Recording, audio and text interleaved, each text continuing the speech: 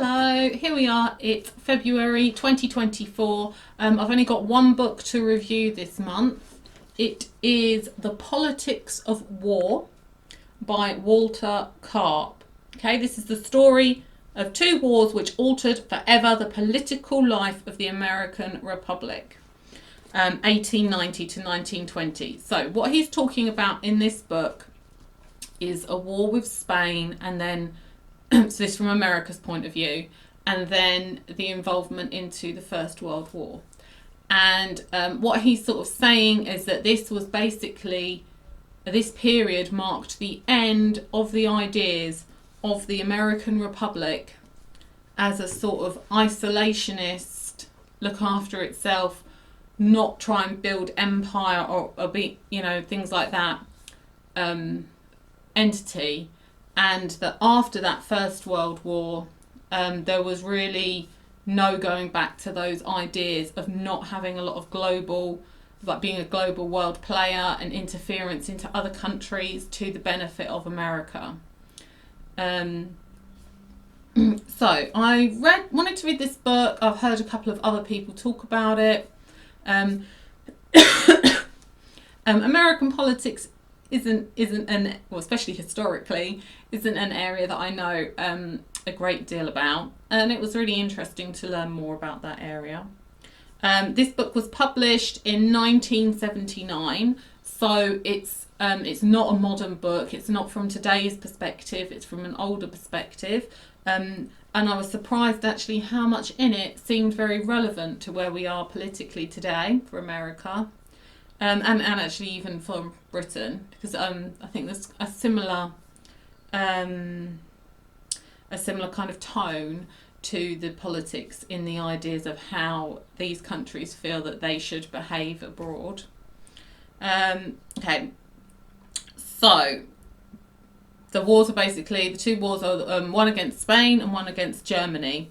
And both the entry of America into these wars was really pushed by the governing forces in America. This wasn't something that came up from the people or that the people really wanted to see. In fact, in many ways it went against what most of the population wanted. So why did the governing forces push so hard for these interventions which were not in the public interest, and actually even went to kind of do a disservice to the American public? So what he explains is that this was for their own sort of political aims domestically, that it was good for them domestically to have a big foreign baddie that everybody needed to work against to fight, rather than to deal with domestic issues that people were more interested in, such as getting paid more money, having better working conditions, better conditions around the country and things like that. It was advantageous to the governing forces to distract people from pursuing those ideals by getting them to focus on global issues that needed the country's attention, apparently. Okay, right. So this little quote is from sort of the introduction to the book. So what follows is the story of two American wars that altered forever the political life of the American Republic. It is not two distinct stories, but one.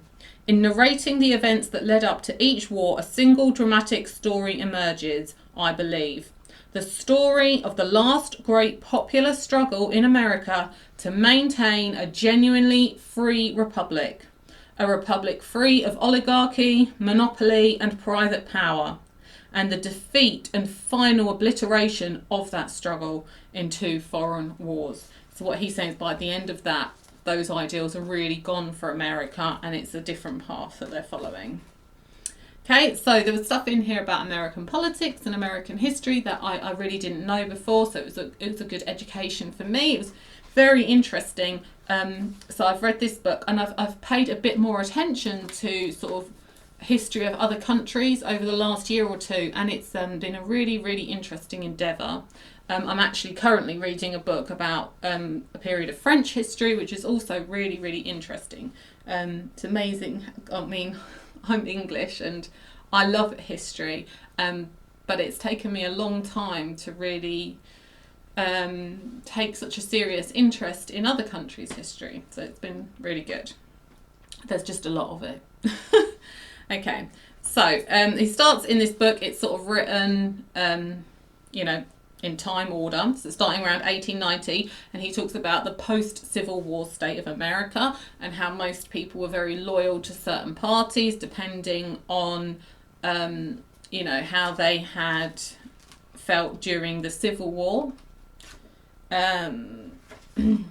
So this quote says that the electorate's fidelity to party enabled the leaders to pursue on the state and local levels corrupt and self-serving policies in the certain knowledge that exceedingly few of their supporters could stomach the prospect of voting for the rival party. Okay, I mean, you've had similar situations to that times in Britain as well. So because there is a lot of party loyalty, people are much more likely to just vote for their party, even if the party isn't doing what they want them to do, because they're so repelled by the idea of voting for the other party. And what he says is that the Republicans really would put through legislation and things like that generally to facilitate business and give them what they wanted, and the Democrats really did very little at all when they were in power. They were like the sort of do-nothing party, and then when they'd go out, so it was a sort of swing between these two.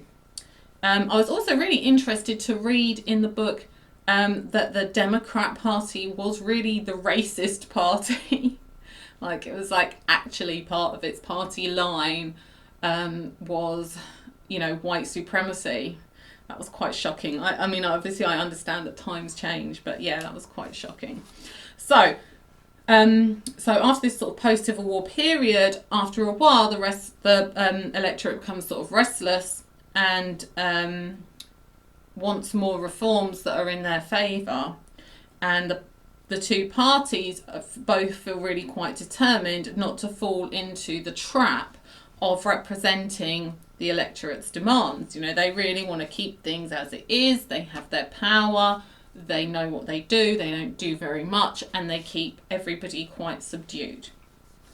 Okay, so this leads to them really wanting to do anything they can to keep power without empowering the electorate. And this is something you see often in what are called democracies, where the leaders of the country are elected. There is really as much done as possible to make sure that the actual electorate has very little say in what actually happens for the people who are in power, which obviously is not how the system is designed, but it's certainly how the system operates when you have people who want to just maintain power without really sharing. So there's propaganda used to sort of emotionally manipulate the public, as there always is. But this was now used to get them to intervene in foreign struggles. Initially this is sort of in other American countries, and the propaganda is sort of saying about how they need to intervene in these countries. So these are ones where the Spanish dominated. Although I think they were also trying to provoke, agitation with the British as well. Sort of anyone would do. So they're selling this line that they need to make these interventions to increase foreign populations' living conditions, that the people, that are oppressive over them. Which is interesting because they are pushing this idea of needing foreign intervention in other countries to improve people's conditions there, in an attempt to make sure that they don't have to improve the domestic conditions for the electorate, or force through any of the reforms that people want. Okay, so an example of this is the push to fight for the rights of Cubans against Spain whilst there's racial inequality at home. Okay, so there absolutely was things that the Spanish government was doing to suppress people who wanted to independence and things like that, and sort of national rule. But at the same time, this is coming from a country with obviously a lot of inequality that it has itself to deal with. It was also really interesting to hear about this fight for Cuba's independence, because obviously Cuba's a bit of a thorn in the side of America nowadays. Okay, so in 1895, the government are really looking for war anywhere they can, whether it's England, and they're sort of stoking up the anti-English sentiments, which quite easy, and also against Spain. So President William McKinley, who's a Democrat, his victory in the polls sort of destroyed the popular movement. So there'd been a big popular movement, this People's Party, who was going to come in and actually represent electorates, workers, farmers, things like that, and push through reforms so that they got a better deal. But President McKinley, he sort of ran on this idea that he would represent some of those ideas and help some of those things, and he got in, and his victory really sort of destroyed that populist movement. And he did this by appearing as anti-conventionalist as he could, but then once he was in, he was pretty conventional. I mean, there's a lot of stuff in here that you're like, it's the same thing today. It's the same thing that we see over and over again. Which should tell you a lot about how the system is actually, maybe it's just operating as it is supposed to. Okay, so, and then there were these moves to intervene against Spain, and despite extensive Spanish efforts to avoid war with America, it did finally take place, America's war with Spain. And he talks about the many efforts that Spain made to sort of appease America, and they really didn't want a war with them. So it says here, had McKinley been seeking a peaceful solution, the Spanish concessions certainly provided the basis for one. The president's final dealings with Spain were merely a cruel farce. On April the 5th, Spain agreed to lay down its arms at the behest of the Pope, a desperate face-saving arrangement. I believe that this means peace, reported Woodford, who still thought avoiding war was McKinley's objective. McKinley rejected that offer too. Okay, so this is a similar sort of story that you see for when they were trying to get into World War I as well, of making demands of the country that are, unfair demands, and that the other country is actually really trying to fulfill those things because it really wants to avoid war. And then the American president sort of still refusing to accept that, and eventually going to war with Spain. This also led to America taking the Philippines, which was a Spanish territory, which is interesting. Really, really close to actually starting to take territory. So post-war, there were closer links between corporate and government, the overtaking of small businesses, monopolies. So those reforms that people had wanted had never come in. And then actually business was getting stronger. Government was, even more tied to them. And people were not happy about this. And after a while, this sort of sentiment builds up again that we've got to do something to stop this. That neither of the two parties are going to do anything. Okay. So eventually, Woodrow Wilson is voted in. He is a Democrat voted in, and he's voted in on the back of this idea that he's going to actually put through the reforms that people want. But he doesn't do that, really. Not very much. Okay. So the decisive trait, and this man, Karp, Walter Karp, who wrote this book, is really scathing against Woodrow Wilson. He is definitely not his fan. Okay, the decisive trait of Wilson's political character was vainglory, a hunger for glory so exclusively self-regarding, so indifferent to the concerns of others, that it would lead him to betray, in turn, the national movement for reform, the great body of the American people, the fundamental liberties of the American Republic, and in the end, the hopes of a war-torn world. Okay, so according to Karp, Wilson really wanted to get into World War I, and he could, it took him a long time to get in, but underneath his outward sentiments, he was really doing everything he could to try and get involved in that war. And part of probably the main reason why he wanted to get involved with it was that he knew this was a massive war. It was, like taking in lots of countries, and it was really devastating. And he wanted to be involved in the peace process afterwards.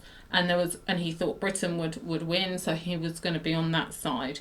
And there was already the ideas germinated for this sort of League of Nations, and he wanted to be there to bring that in, to bring in this world of peace, so that he could be, the president who ended war. So that was his sort of ambition in his head, but then actually technically on the ground getting into the war proved a lot more difficult for him than he would have probably liked. So initially he was trying his best to interfere in Mexico, but then he turned his attentions to the European war that was happening, World War One. And he had these big ideals of being the peacemaker who was going to end war. And therefore he was determined to get into the war, and he was aggravating Germany. So the sort of technicalities of how America got into the war. So basically, it's a war. So Britain were doing things like they put loads of mines in the North Sea, which isn't really a very good thing to do in terms of international, activities, because it's indiscriminate, and now nobody can use the North Sea without risking getting bombed. And America, as a neutral country, should perhaps have said something against that, but they chose not to. Then also Great Britain was proper blockading Germany, with the actual intention of starving the population to the point that the ruling forces in America would have to capitulate. So it was an active blockade, which again is not really an ethical thing to do, and America did nothing to speak against that. So in response to Britain's blockading of goods coming into their country, they began with their submarines attacking British ships. And one of the I think there was a few ships eventually that got sunk that had American passengers on it. So this was Wilson's argument, that these ships had been sunk and they had American passengers on it, and that was, something that Germany should not be doing because it was putting American lives at risk, and America was a neutral country. There was lots of people sort of arguing against, because he used this point a lot to try and get into the war, to try and say that Germany could not use submarines at all, or if they did, they had to give a warning to the ship so that people could get off of it and stuff, which was completely impractical because the ship may well just attack the submarine. And a lot of these British, even passenger ships, were carrying arms. So it was a whole thing. And, there were lots of people saying that really it would be better for America to just put out a warning to Americans to say, we don't recommend that you travel on British ships because they're in this active war and you're putting your life at risk. That might have been a more sensible thing to do. And also for this very small number of Americans who really wanted to travel on British ships, is it really right to take a country to war where you're going to have American soldiers in the trenches of Europe fighting for the rights of these very few Americans who insist on travelling on British ships? Okay, so people did really try and make sensible, logical arguments against this push, but there was also a lot of propaganda in America, because by this time the forces of propaganda and banking and things were on side with going into the war for their own reasons. So there was a lot of pro-war sentiment being revved up in the country, and insulting anybody who wasn't pro-war. It's interesting. There was certain similarities here that you notice with the current wars in the world that the West are involved in. Whereas if you say that, you know, you don't support war, or you don't think it's a good idea, you're called, you know, that you're pro the aggressor side or things like that, which is just it's such a stupid argument, but it is effective, and it's used to attack people. Okay, so in the end, the US did go into World War One, and it was on, you know, really flimsy grounds to do with these now the shipping rights of American ships to go to Europe without being attacked by by Germany, sorry, because Germany was really at this point trying to do anything that it could to not be starved and not be destroyed in the war. Okay, so I've got one more quote. So America did get into the war in the end. I did feel that this period of talking through how the US got into the war, at times it did feel like points were being laboured a bit. You know, there was sort of a lot talking about it a lot. And eventually they get in. So, the sheer fact of war was shattering in itself. Deaf to the trumpets and the fanfare, the great mass of Americans entered the war apathetic, submissive and bitter. Their honest sentiments had been trodden to the ground, their judgment derided, their interests ignored. Representative government had failed them at every turn. A president, newly re-elected, had betrayed his promise to keep the peace. Congress, self-emasculated, had neither checked nor balanced nor even seriously questioned the pretexts and pretensions of the nation's chief executive. The free press had shown itself to be manifestly unfree, a tool of the powerful and a voice of the interests. Okay, and he's spoken already at this point about how the American public really weren't supportive of the war, despite the propaganda and despite the sort of stoking all the time. This was something that had really held Wilson back, the fact that the popular opinion was so against going into the war. And actually, his re-election, he talks a lot about the re-election of Wilson, because he did campaign as the president who had kept us out of the war.